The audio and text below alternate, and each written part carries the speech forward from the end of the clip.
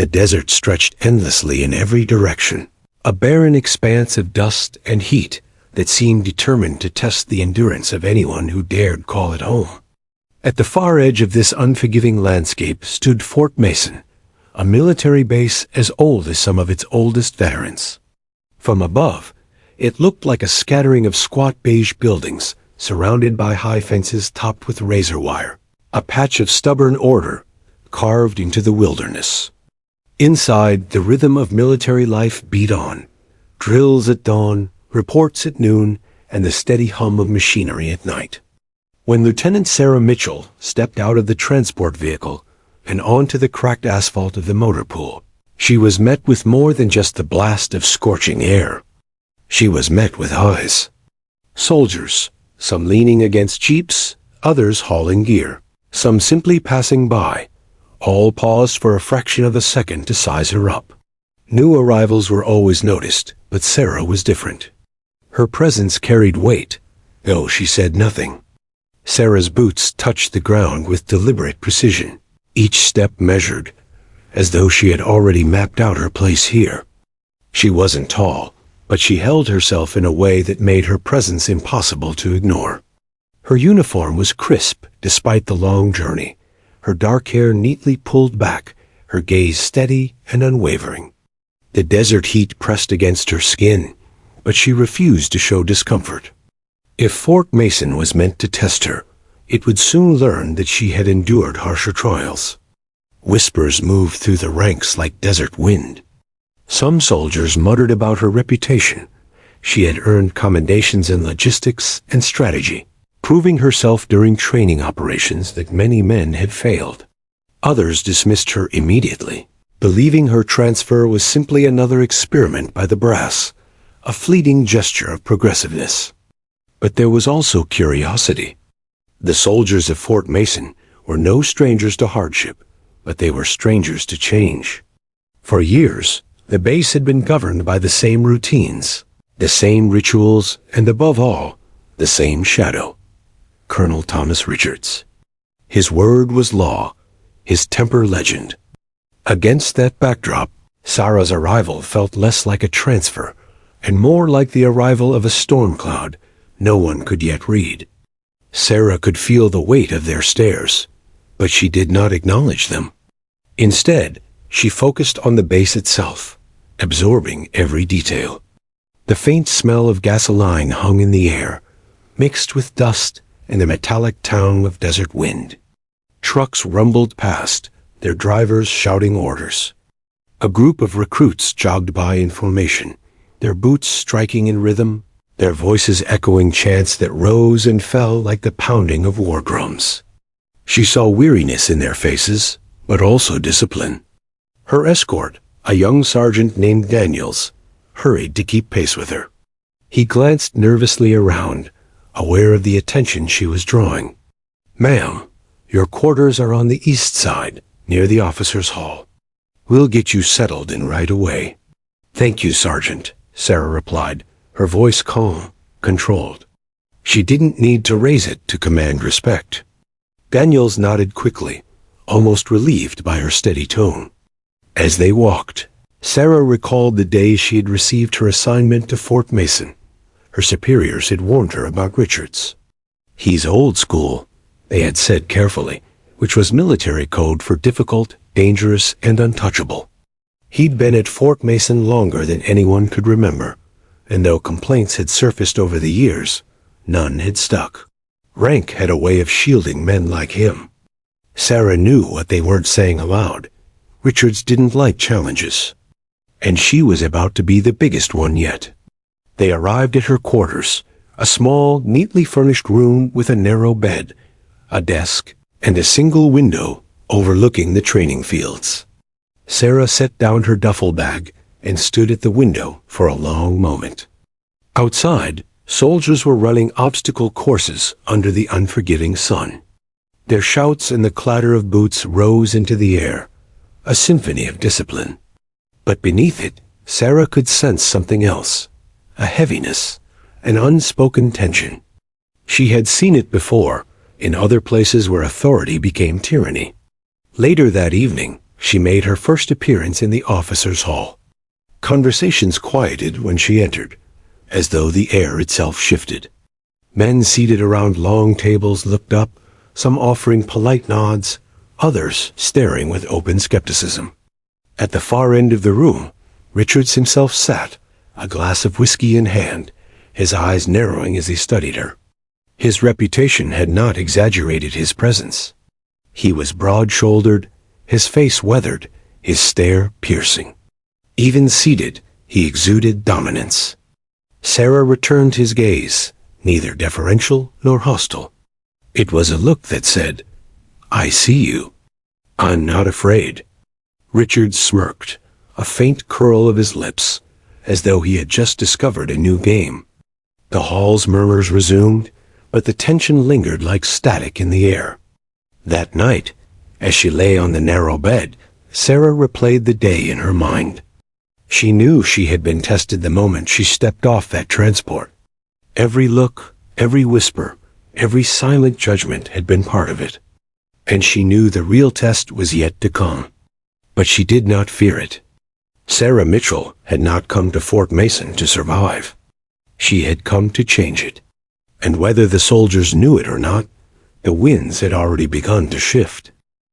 Colonel Thomas Richards was a man who carried his reputation like a weapon. Long before Sarah Mitchell ever stepped foot on Fort Mason's cracked grounds, the stories of Richards had already carved themselves into the walls, the barracks, and the very air the soldiers breathed. To speak his name was to summon an image of a man larger than life, but also heavier than stone. He had been at Fort Mason for nearly 2 decades, longer than most of the soldiers had even been in uniform. His service record gleamed with medals, commendations, and battlefield victories. On paper, he was the ideal soldier, disciplined, unyielding, battle-tested. But reputations built in ink and ceremony rarely matched those lived in flesh and blood. To those beneath him, Richards was not the decorated war hero the brass admired. He was the storm they endured. His leadership style could be summed up in one word: fear. It wasn't that he barked orders louder than others, though his voice could carry across a training field like a thunderclap. It wasn't that he punished mistakes ruthlessly, though many soldiers had found themselves cleaning latrines for weeks over minor infractions. It was the unpredictability that kept men and women on edge. Richards could be calm one moment, offering a clipped word of approval, and the next, explode in rage so fierce it left even hardened veterans shaken. The new recruits always learned quickly. The first time they slipped up, whether it was a crooked salute, a bootlace untied, or hesitation in a drill, Richards would find them. His eyes, pale and sharp as broken glass, would lock onto them. And then the storm would break. "Is that the best you can do, soldier? My grandmother could run that course faster, and she's been dead 20 years. He would bellow, his face so close they could feel the heat of his anger. His words weren't meant to correct mistakes. They were meant to break pride, to strip away individuality until nothing remained but obedience. Some officers saw his methods as old school, a relic of harsher times when brutality was disguised as discipline. The higher command, far removed from the daily grind of Fort Mason, often excused his behavior. Richards produces results, they would say. And in some twisted way, he did. His soldiers were sharp, precise, and unflinchingly obedient. They passed inspections with near-perfect marks, their formations crisp, their drills flawless. But the cost of that perfection was morale ground down to dust.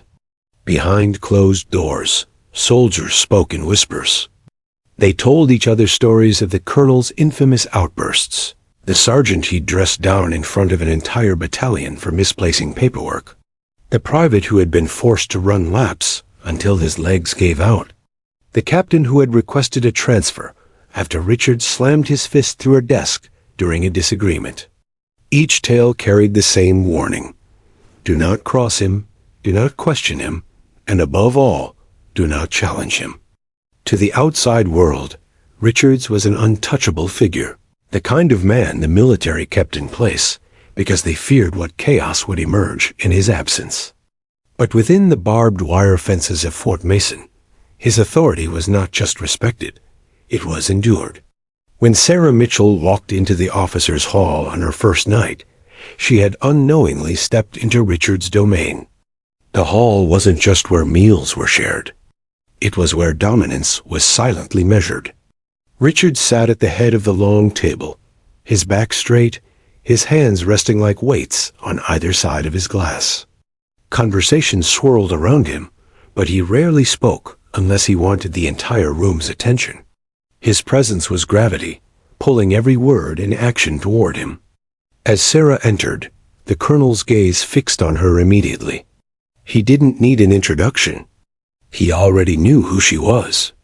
Transfers were rare at Fort Mason, and he had read her file the moment it crossed his desk. Commendations, awards, glowing notes from her superiors, all things Richards dismissed with a snort. To him, paper meant nothing. Paper couldn't survive the desert sun or the grind of his command. The room had quieted slightly, just enough for the undercurrent of tension to be felt. Richard's smirk as he raised his glass was not one of welcome. It was the kind of smile a predator gives when a new animal wanders into its territory. Sarah, however, did not flinch, did not avert her gaze. She simply acknowledged him with a nod before taking her seat. That subtle defiance did not go unnoticed. For the rest of the evening, Richard said nothing to her. But he didn't need to. His silence was as deliberate as any outburst. He wanted her to feel the weight of his scrutiny, to know that her every move would be measured. And though he said nothing, the other officers in the room watched carefully, sensing the beginning of something they could not yet name. Later, as soldiers sat in their bunks, they talked. "Did you see the way she looked at him?" One whispered, "Like she wasn't afraid." Another shook his head. "She doesn't know what she's in for." No one stands up to Richards and comes out the same. It wasn't just the soldiers who spoke of Richards in such terms. Even senior officers avoided his wrath. More than one had been reassigned after clashing with him, their careers quietly derailed. To many, Richards wasn't just the base commander. He was the base itself. To challenge him was to challenge the very structure of Fort Mason. And yet, challenge was exactly what Sarah Mitchell represented. Richards sensed it already. She was young enough to be ambitious, experienced enough to be competent, and bold enough to think she could stand her ground. He had seen her type before, idealists who thought they could change things. They never lasted. He had a way of grinding them down until their fire went out, leaving nothing but ashes of obedience. But something about Sarah unsettled him. Perhaps it was the steadiness in her eyes, the lack of fear. Most new arrivals tried to curry his favor, or at least avoid his notice. She had done neither. That quiet defiance, so calm, so deliberate, was a challenge in itself. Richards didn't yet know how, but he promised himself one thing. He would test her. He would push her until she broke, until she realized that at Fort Mason there was only one law, and it was his. What neither Richards nor the soldiers of Fort Mason knew was that Sarah had come prepared for storms like him. She had faced her share of tyrants in uniform and out, and unlike many before her, she had no intention of bending. The clash between them had not yet begun, but the base could already feel the tremor before the quake. Tension at Fort Mason wasn't something unusual. Soldiers were used to long deployments, harsh conditions, and the constant grind of discipline. But after Lieutenant Sarah Mitchell's arrival, the tension took on a different weight, sharper, heavier, charged like the air before a thunderstorm. And at the center of it all stood Colonel Thomas Richards, who seemed to sense that his unchallenged rule was beginning to falter. At first, the clashes between Sarah and Richards were subtle, almost invisible to an outsider. During morning drills, Sarah stood at the edge of the training field, observing with a critical eye. She noticed how the colonel pushed the recruits beyond exhaustion, arcing insults that chipped away at morale rather than building resilience. When one private stumbled during a run and nearly collapsed, Sarah's instinct was to intervene, to demand medical attention. Richards, however, waved it off with a snarl. "He's fine. Pain builds soldiers. Get up, you worthless sack of bones." The private, face pale and drenched in sweat, forced himself back on his feet, driven less by discipline and by sheer terror of the man shouting at him.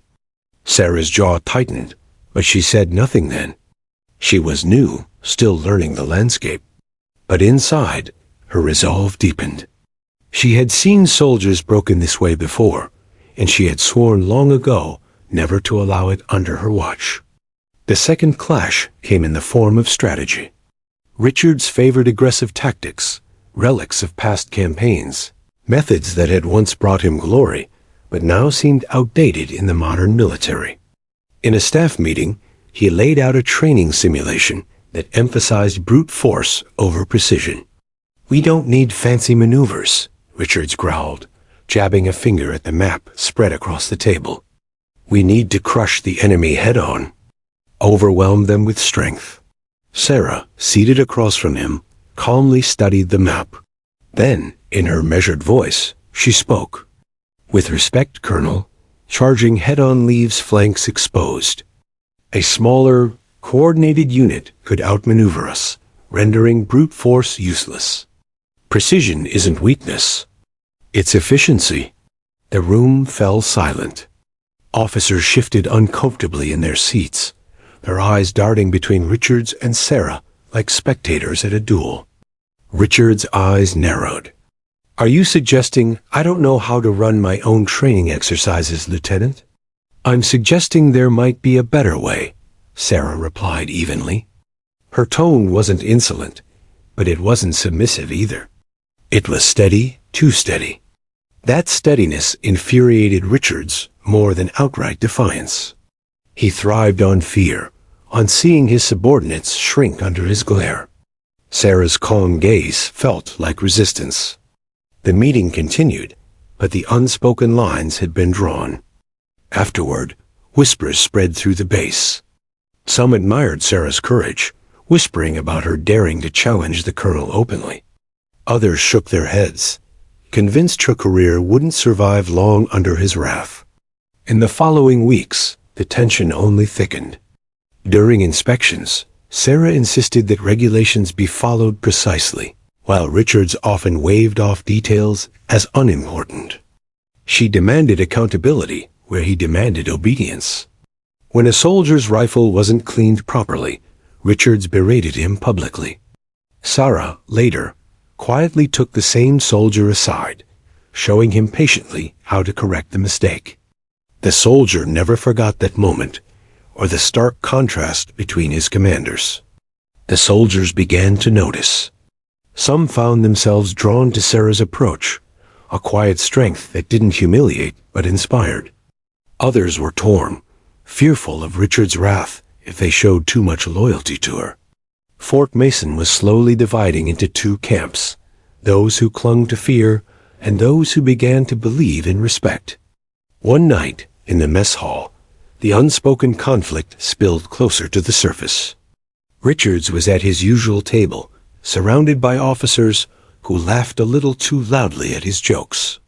Sarah entered, tray in hand, and sat at a smaller table with a few junior officers. The hall quieted just slightly, enough for the tension to be felt.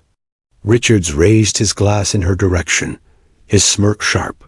"So, Lieutenant Mitchell," he said loudly enough for the entire room to hear, "tell us, do they teach insubordination in the academies now? Or is that just your personal specialty?" The hall went still. All eyes turned to Sarah. She set her fork down, looked directly at Richards, and answered with calm precision. "They teach leadership, Colonel. There's a difference." A ripple moved through the hall. Not laughter, not gasps, but something heavier. A few soldiers quickly looked away, afraid of what Richard's reaction would be. His smirk faded, replaced by a flash of something darker in his eyes. He said nothing more, but the silence that followed carried more weight than any outburst. From that night on, the conflict was no longer just whispers and glances. It was a storm brewing openly on the horizon. For the soldiers, it was like watching two titans circle each other, waiting for the first real blow to be struck. Some prayed Sarah would back down, fearing what Richards might do to her. Others prayed she wouldn't, because for the first time, they saw a chance for change. Even the desert seemed to hold its breath, the wind carrying the weight of something inevitable. Richards was determined to break her. Sarah was determined not to bend. And Fort Mason, caught in the middle, was about to learn what happens when an unstoppable force meets an immovable object. The mess hall at Fort Mason was never quiet.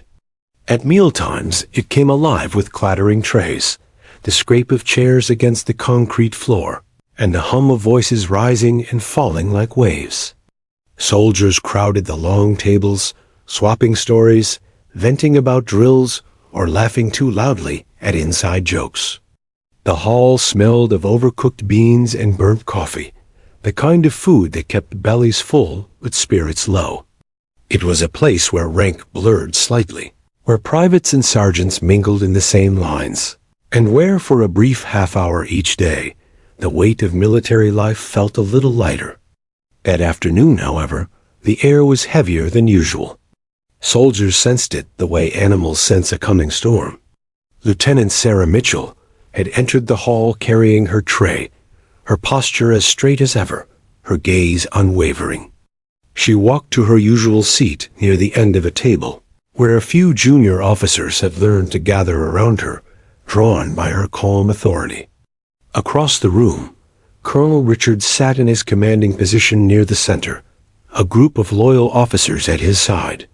His laughter was louder than necessary, his movements deliberate, as though he were performing dominance for the entire room. It didn't take long for his eyes to find her. They always did. Sarah could feel his gaze as sharply as a blade, but she refused to acknowledge it. Instead, she focused on the young lieutenant across from her, who was nervously asking about logistics for the next week's drills. She answered him steadily, though she could sense the silence building in pockets around the hall. Soldiers were watching, waiting. The tension that had been simmering for weeks was nearing a boil. Richard slammed his glass of water down on the table, the sound cracking through the noise like a gunshot. The hall fell quiet, conversation stalling mid-sentence. He rose slowly to his feet, his broad frame casting a shadow across the table. His boots echoed on the floor as he walked toward Sarah's table, each step measured, heavy, like the drumbeat of an approaching execution. Sarah didn't move. She didn't even glance up until his figure loomed directly beside her. The soldiers nearby stiffened, unsure whether to look away or stare. "Lieutenant Mitchell," Richard said, his voice low but carrying enough volume for half the room to hear, "do you enjoy making a spectacle of yourself?" Sarah placed her fork down, looked up at him with calm eyes, and replied evenly, "Respect isn't a spectacle, Colonel. It's a standard." A murmur rippled through the hall. No one spoke to Richards that way. His jaw tightened. For a moment, he seemed to consider walking away. But then the flash of rage that defined him took over. With a sudden, violent motion, he reached down, grabbed a fistful of Sarah's tightly bound hair, and yanked her head back. Gasps erupted across the room. Trays clattered to the floor as soldiers froze in disbelief. The sight was shocking, not only because of the violence, but because it was Richards. For years, he had shouted, insulted, and intimidated, but never had he laid hands on another officer so openly. The hall fell into stunned silence. Sarah's scalp burned, her neck wrenched backward, but her eyes, sharp, unyielding, locked onto his. Around them, soldiers waited, breathless, unsure whether to intervene. The hierarchy was absolute. He was a colonel, she a lieutenant. To interfere was to risk everything. Richard sneered down at her, his grip tightening. "You think you can come into my base and lecture me on standards?" He growled, his voice venomous. "I'll show you what respect means." For a heartbeat, it seemed the world had stopped. Soldiers stared, frozen in place, their food forgotten, their hearts pounding. Some felt the instinct to rise, to stop him, but the weight of rank pressed them down like chains. And then Sarah moved. With the precision of a soldier trained, not just in theory but in survival, she twisted her body sharply, slipping free from his grip while seizing his wrist in both hands. In one fluid motion, she rotated, locking his arm behind his back. The colonel let out a grunt of pain, his body forced downward. His knees buckled against the concrete floor, and suddenly, impossibly, the untouchable Richards was kneeling before the stunned soldiers of Fort Mason. The silence shattered into a storm of whispers and gasps. Forks froze halfway to mouths, jaws hung open. The man who had terrorized them for years was on his knees, subdued by the very officer he had tried to humiliate. Sarah's voice cut through the chaos, steady and cold.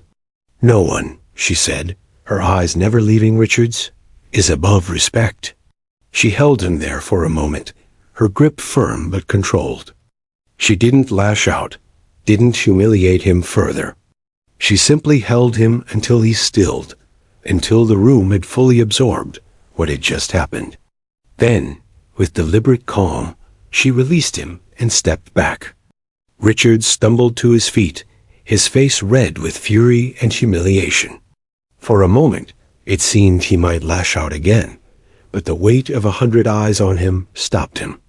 Soldiers who had once bowed under his dominance were now staring at him with something different.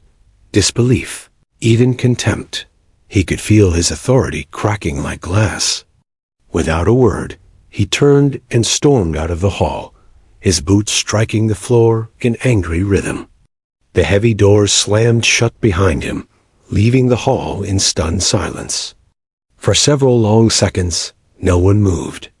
Then, slowly, whispers filled the air. "Did you see that?" One soldier breathed. She stood up to him. She put him on his knees. The story began spreading even before the meal ended. Soldiers replayed every detail, each retelling growing sharper, clearer. By nightfall, the entire base knew what had happened in the mess hall. For years, Richards had been the unchallenged storm at Fort Mason. But today, for the first time, the storm had been stopped by someone they barely knew, but were already beginning to believe in. Sarah returned to her quarters that night with her usual composure, but inside, her thoughts raced. She knew what she had done wasn't just self-defense. It was a declaration, one that would have consequences. The military didn't look kindly on subordinates, laying hands on superiors, no matter the circumstances. But as she looked out her window at the darkened base, the echoes of whispers still drifting through the night, she knew one thing with absolute certainty. Fort Mason would never be the same again. The storm had broken. The battle for respect had begun. The night after the mess hall incident, Fort Mason didn't sleep. The desert was silent outside, but within the barbed wire fences, whispers moved like wildfire. Every barracks echoed with retellings, each version more dramatic than the last. Soldiers described the flash of fury in Richard's eyes, the way his fistful of Sarah's hair had yanked her back, the way she'd twisted free and brought him down. Some swore they had heard his knees hit the concrete like a gunshot. Others added flourishes, claiming Sarah had barely broken a sweat as she held him pinned. By dawn, the story had spread so completely that even the recruits on kitchen duty knew every detail. The mess hall itself felt different the next morning, lighter somehow, though no one dared say so aloud. Men and women who once walked with heads down now stole glances at each other, as if asking, "Did we really see it? Did it truly happen?" For Sarah, The morning brought no relief. She rose at her usual hour, lacing her boots with steady hands, her movements mechanical, deliberate. Outwardly, she appeared unshaken. But inside, she knew what was coming. The military did not forgive insubordination, no matter how justified. Laying hands on a superior officer, especially a colonel, was grounds for court-martial. Yet, as she stared into the small mirror above her desk, she felt no regret. She remembered the moment his hand had tangled in her hair, the burn of his grip, a silence of the soldiers watching. She remembered their faces, fear, shock, despair. And then the shift, the awe, the disbelief, the spark of something they hadn't felt in years. Hope. That, she decided, was worth whatever storm was coming. Meanwhile, Richard sat alone in his quarters, seething. His pride, carefully constructed over decades, had been shattered in an instant. He replayed the moment in his mind over and over, her eyes meeting his, the flash of movement, the pain as she forced him down. His humiliation had not been private.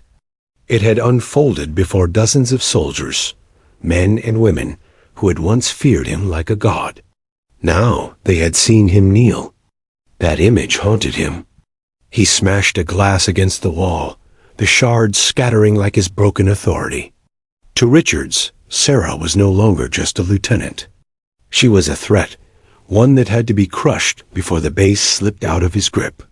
He told himself he would find a way, that he would remind everyone who truly commanded Fort Mason. But beneath his rage, a seed of fear had taken root. For the first time in years, he wondered if his power was slipping beyond his control. On the training fields later that day, soldiers drilled under the scorching sun. But their focus wasn't on their steps or their chants. It was on Sarah. She stood at the edge of the field, observing, her posture upright, her eyes scanning with calm precision. Wherever she walked, soldiers straightened, their movements sharper, more deliberate. One private whispered to another. She stood up to him. "Did you see it?" She didn't even flinch. The other replied quietly, "Careful who hears you." But, yeah, she's different. That single moment in the mess hall had already begun to shift loyalties. Where fear once bound the soldiers to Richards, admiration now tied them to Sarah. She hadn't just defended herself. She had defended them in a way they never could. The officers' hall, however, told a different story. Among the higher ranks, the whispers carried caution. Some condemned her outright, insisting she had crossed an unforgivable line. "Discipline collapses if subordinates can strike back," one major grumbled, shaking his head. Others, though quieter, admitted what everyone had seen. Richards had gone too far. The military was strict, but even in its strictness, there were lines of decency. Sarah attended the daily briefing with composed silence, though every officer in the room glanced at her with barely concealed curiosity. Richards entered late, his jaw tight, his face a mask of forced calm. He didn't address the incident directly, but his presence carried the weight of vengeance brewing beneath the surface. The meeting dragged, filled with reports and logistical details, but the undercurrent was undeniable. Every word Sarah spoke, no matter how neutral, seemed to echo louder than it should. Richards avoided looking at her, which only fueled more whispers afterward. Soldiers noticed. Officers noticed. Fort Mason itself seemed to notice. That evening, as Sarah walked back to her quarters, she was stopped by a group of soldiers. They stood at attention, their faces serious, their voices low. "Ma'am," one said, "I just wanted to say, what you did yesterday." Sarah raised a hand gently. "It wasn't about yesterday," she said softly. "It's about today. About every day. Respect isn't negotiable." The soldiers nodded, their expressions shifting from admiration to determination. They walked away taller, their steps firmer. Inside her quarters, Sarah allowed herself a moment of quiet reflection. She knew she had ignited something far larger than a personal feud. The soldiers were watching, measuring her every action. To them, she had become more than an officer. She was a symbol. And symbols carried both power and danger. The response across the base was clear. Richards had ruled with fear, but Sarah had shown another way. She hadn't shouted. She hadn't humiliated. She had simply acted calm, decisive, and unshaken. In that single act, she had revealed that the colonel's power wasn't absolute. That realization rippled through Fort Mason like a crack in the foundation of a fortress. Richards, meanwhile, retreated deeper into his anger. He began summoning officers into private meetings, demanding loyalty, threatening consequences. But the more he tried to tighten his grip, the more the base seemed to slip away. Soldiers followed orders, yes, but the fear in their eyes had shifted. It was no longer fear of him. It was fear of what might happen next. The incident in the mess hall had not just stunned the base. It had shifted its axis. And as the desert sun set over Fort Mason, painting the horizon in blood-red light, one truth became clear. The storm was no longer just about Richard's wrath or Sarah's defiance. It was about the soul of the base itself. The soldiers had seen something they could never unsee. The colonel had been forced to his knees, and in that moment, they realized the man they had feared for years was not invincible. And Sarah Mitchell? She was no longer just a lieutenant. She was the spark of a fire that would not be put out. The desert dawn rose harsh and unforgiving over Fort Mason, but the base itself felt strangely alive. Something had cracked open after the mess hall incident, something that could not be sealed again. Soldiers filed through their routines, drills, patrols, endless maintenance. But beneath the rigid choreography, the atmosphere had changed. Whispers flowed between formations, glances lingered longer than they should, and the unspoken question hung in the air like dust after a sandstorm. What happens now? The military thrived on silence and obedience, but the soldiers' minds were no longer quiet.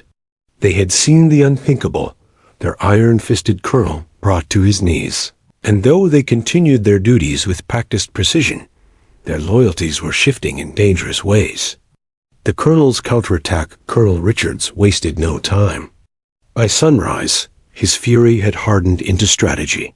He summoned his most trusted officers into his quarters, the door slamming shut behind them.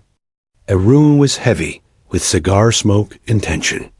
A captain cleared his throat nervously, but Richards cut him off. "She humiliated me," Richards said flatly. His voice was low, but the venom in it made every man stiffen. In front of the entire base. If we let this stand, then discipline dies. Do you understand me? Yes, sir, came the murmured replies. Richards leaned forward, his broad hands gripping the edge of the desk. I want Mitchell on report. I want every incident, every step she takes watched. One mistake, one misstep, and I'll bury her career so deep she'll never crawl out. His officers nodded, though uneasily. They had witnessed the same thing the soldiers had, and though they obeyed him, some of them carried doubts they dared not voice. Richards could smell hesitation. He hated it. She is not a hero, he spat. She is a cancer, and I'll cut her out. The silent support meanwhile, in the barracks, soldiers were quietly rallying. Not openly, never openly, but the shift was undeniable. Sarah Mitchell's name passed from bunk to bunk in hushed tones. Some spoke of her as if she were already a legend. She didn't just fight him, one private whispered. She stood up for all of us. Another nodded.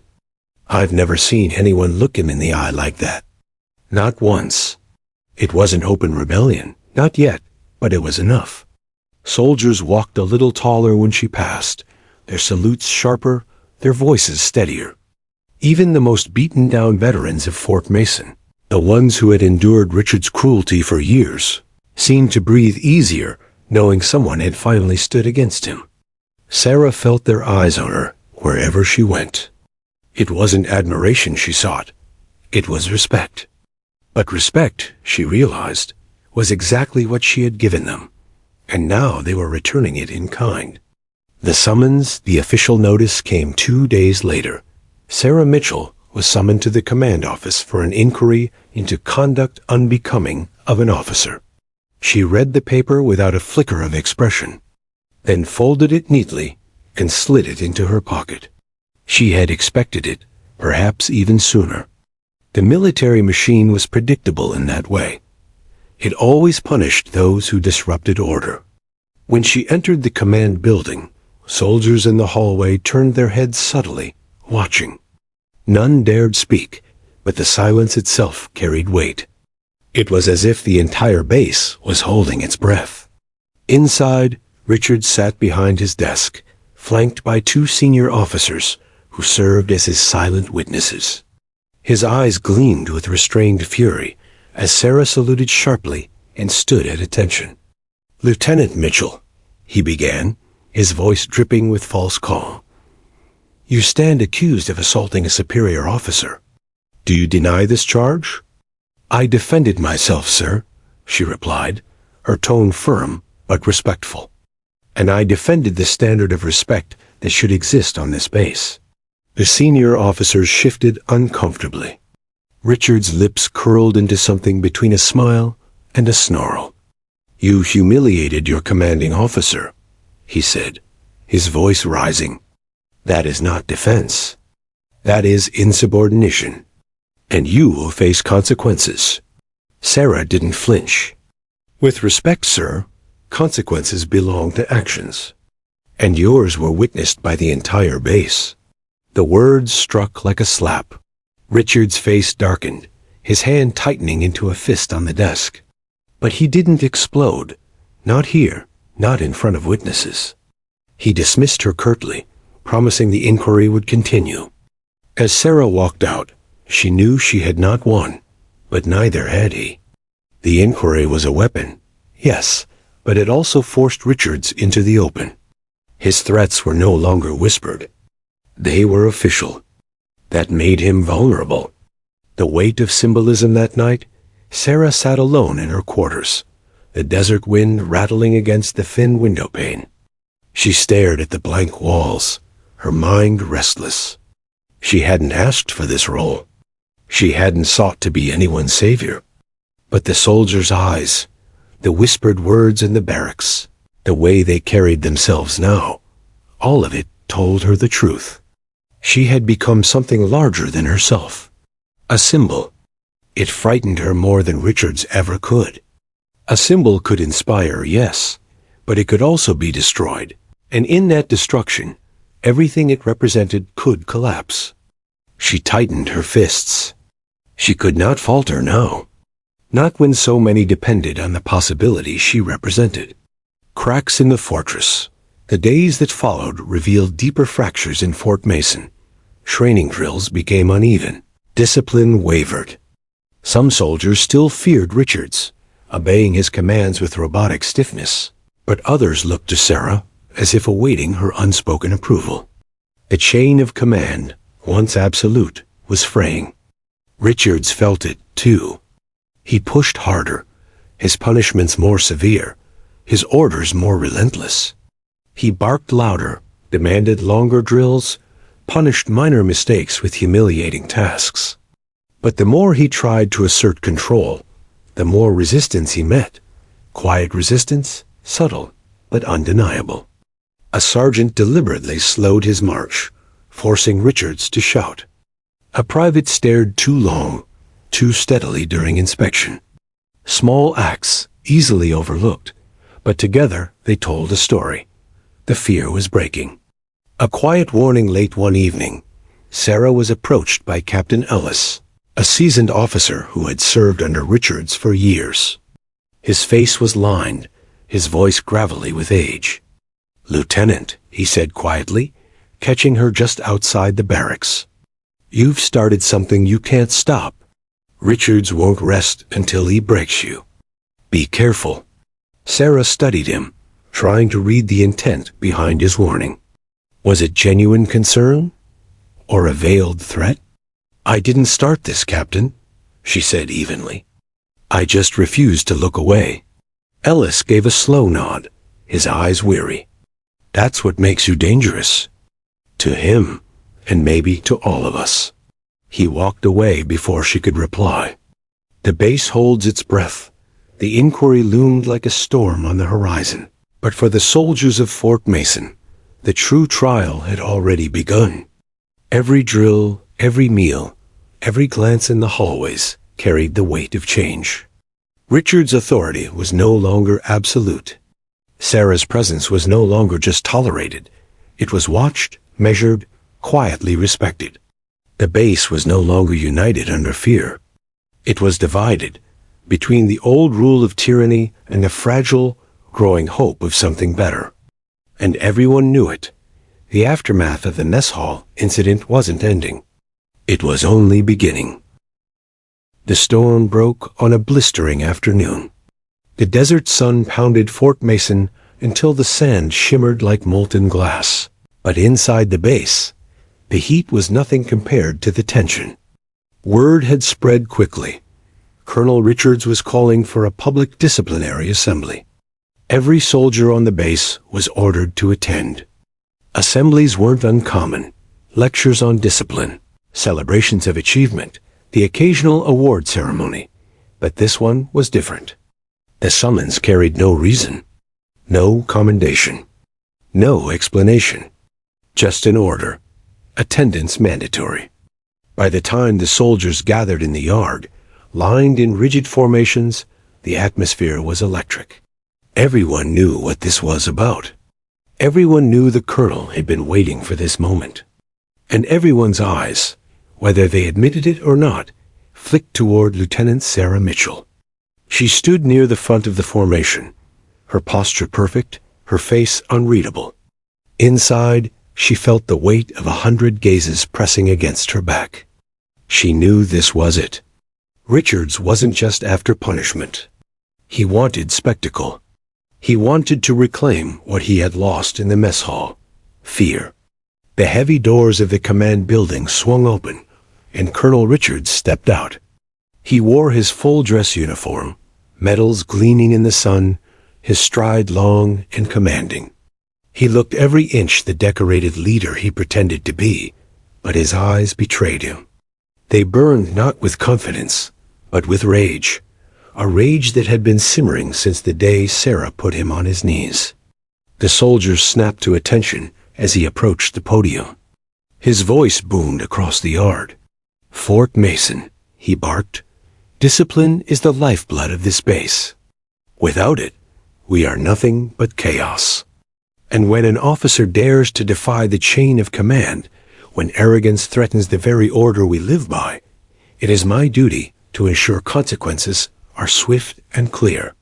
A ripple of unease moved through the ranks. He didn't name her, but everyone knew where this was headed. Richards let the silence stretch before snapping his hand toward the formation. "Lieutenant Sarah Mitchell, step forward." The soldiers stiffened. Sarah took a breath and marched forward with steady steps. Her boots struck the ground in perfect rhythm, her face calm, her eyes fixed straight ahead. She stopped at the base of the podium and saluted sharply. "Sir," Richard's lips curled into a cruel smile. "Lieutenant Mitchell, you stand accused of assaulting your commanding officer. Do you deny this?" Sarah's voice carried, clear and unwavering.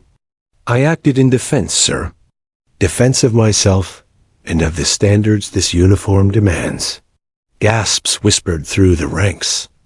To many, it sounded like defiance. To others, it sounded like truth. Richards leaned over the podium, his voice a growl. "You humiliated your superior in front of this entire base. You undermined the very foundation of command. That is not defense. That is rebellion." Sarah's gaze locked with his. "Respect, sir, is not rebellion. You taught this base to fear. I reminded them what respect feels like." The yard erupted in murmurs. soldiers glancing nervously at each other. Richard's face darkened, his fists clenching. He had expected submission, maybe silence. He had not expected her to challenge him here, in front of everyone. His voice thundered. Silence. You will not grandstand before your comrades. You will answer for your actions now. He motioned, and 2 military police officers stepped forward. Their presence drew a collective inhale from the crowd. Soldiers had seen punishments before, but rarely so public. Richards wanted to make an example. He wanted to see her broken under his authority. The MPs approached Sarah, but before they could lay a hand on her, she spoke, not to Richards, but to the soldiers. Her voice rang out across the yard. Every one of you knows what happened in the mess hall. You saw what he did, and you saw that no one is untouchable, not even a colonel. The air crackled. Soldiers stood frozen, their eyes darting between her and Richards. Some looked away, fear etched into their faces. Others held her gaze, their jaws tightening. Richards roared. Enough! Arrest her! The MPs hesitated, just for a second. And that hesitation was enough. The soldiers had seen it. They had seen the doubt in their enforcers. Sarah's voice rose, stronger now. Discipline isn't fear. Respect isn't humiliation. And leadership isn't dragging your soldiers down. It's lifting them up. She turned, sweeping her eyes across the ranks. If you want a base built on fear, then keep bowing. But if you want a base built on respect, then stand. The silence that followed was deafening. Richard's face twisted with fury, spittle flying as he shouted. Do not listen to her. She is a traitor to everything we stand for. But then it happened. A single private in the back straightened his shoulders and stepped out of formation. He didn't say a word. He simply stood taller, his eyes locked on Sarah. Another followed. Then another. Within seconds, entire rows shifted subtly forward. Soldiers breaking the rigidity of their lines, aligning themselves with her through the smallest but most dangerous act of defiance, standing differently than commanded. Richard saw it, his control slipping before his eyes. He slammed his fist onto the podium, his voice cracking. Get back in line. That is an order. But the soldiers didn't move. Their silence was louder than any chant, their stillness more powerful than any rebellion. They weren't shouting. They weren't rioting. They were simply choosing, and their choice was clear. Sarah turned back to Richards, her voice calm but cutting. You asked for a show of discipline, sir. Here it is. This base has chosen what discipline means. For the first time in his career, Colonel Richards looked small. His medals glinted in the sun, but they no longer shone with authority. His soldiers' eyes, once lowered in fear, now stared back at him without flinching. He had called for a showdown, and he had lost it, not with fists, not with violence, but with a quiet, undeniable shift of loyalty. The MPs, caught in the middle, stepped back uncertainly. No one moved to arrest Sarah. No one dared. Richard's chest heaved with rage, but words failed him. He saw the truth in their eyes. His reign was finished. Sarah saluted sharply once more, her voice crisp. Permission to return to formation, sir. The silence hung like a blade. Richards opened his mouth, but no sound came. At last, he slammed the podium with both hands and stormed away, his boots striking the ground like thunder. The doors slammed behind him, leaving the yard buzzing with unspoken energy. Sarah turned, rejoined her formation, and stood as if nothing had happened. But around her, soldiers stood differently now, taller, prouder, freer. The showdown was over. The colonel had lost his grip, and Fort Mason would never be the same again. The base felt different the morning after the showdown. The desert sun still beat down mercilessly. Drills still began at the same hour. Boots still struck the dirt in rhythm. But there was something else now, an unspoken current of energy that passed through every formation, every patrol, every soldier who raised their chin a little higher than before. Fort Mason had lived for years under the shadow of Colonel Richards, its heartbeat driven by fear, but after yesterday, that rhythm was broken. Soldiers whispered less about punishments and more about possibilities, and at the center of it all stood Lieutenant Sarah Mitchell. Colonel Richards did not appear that morning.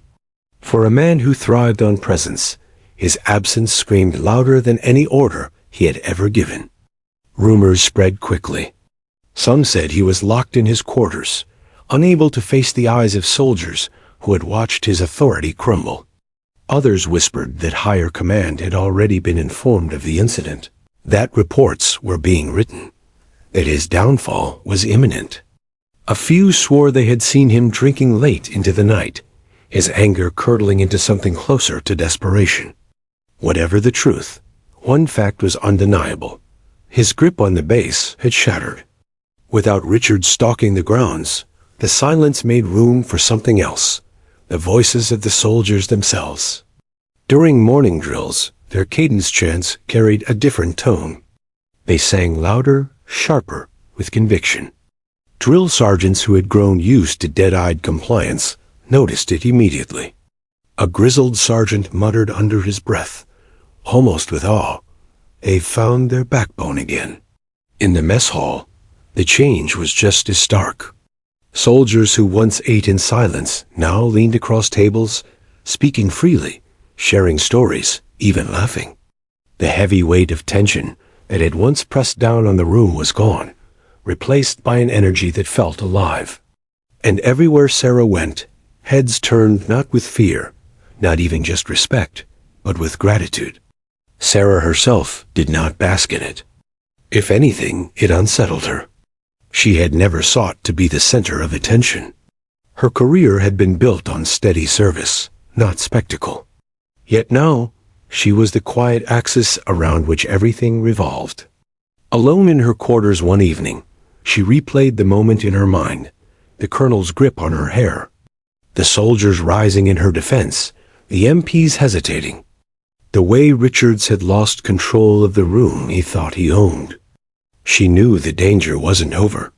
He still held rank, still had channels of power he could manipulate. And the military machine was vast and unforgiving. If reports landed on the wrong desk, she could be the one destroyed. But she also knew this. Even if her career ended tomorrow, what had happened could not be undone. The soldiers had seen it. They had felt it.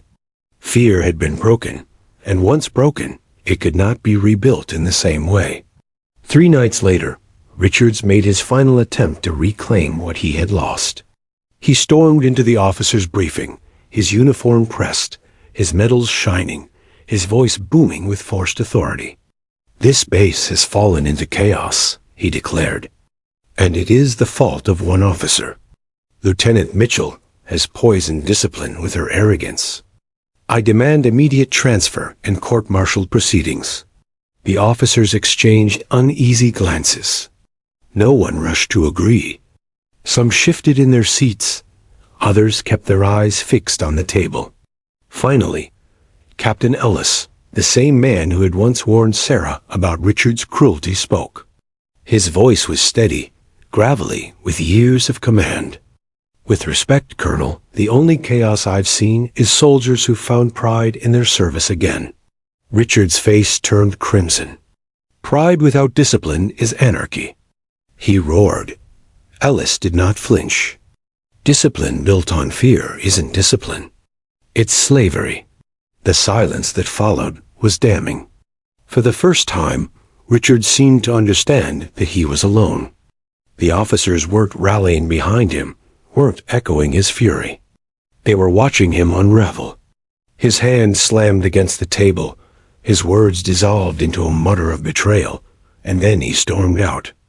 It was the last time Colonel Richards addressed his officers at Fort Mason. Within a week, word came down from higher command. Richards had requested reassignment. The official phrasing used to cover disgrace. He left the base quietly, his departure seen by only a handful. There were no salutes, no farewells, no honor guards. The man who once ruled Fort Mason like a tyrant slipped away as a shadow.